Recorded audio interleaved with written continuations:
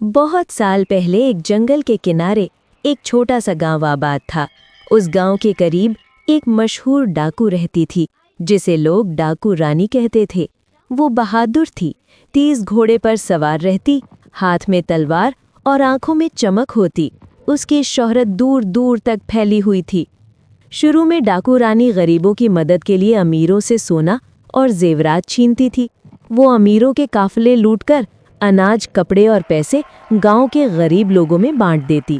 लोग उसे डाकू कहने के बजाय अपनी मुहाफिज समझने लगे। लेकिन वक्त के साथ साथ दौलत और ताकत ने उसके दिल को सख्त बना दिया। अब वो हर किसी से लूटमार करने लगी, चाहे वो अमीर हो या गरीब। गांव वाले जो पहले उसे अपना हीरो समझते थे, अब उससे डरने लगे।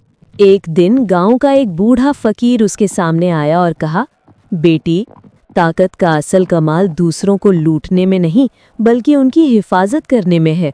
अगर तुम वाकई रानी हो तो राया का सहारा बनो, उनकी मुसीबत कम करो। ये अल्फाज डाकू रानी के दिल को लग गए। उसने अपनी तलवार नीचे रख दी, गांव वालों से माफ़ी मांगी और फैसला किया कि अब वो अपनी बहादुरी लोगों की हिफाजत और इंसाफ के लिए इस्तेमाल करेगी।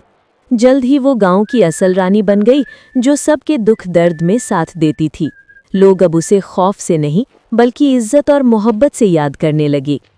ताकत और बहादुरी का असल इस्तेमाल दूसरों को नुकसान पहुंचाने में नहीं, बल्कि उनकी भलाई के लिए होता है।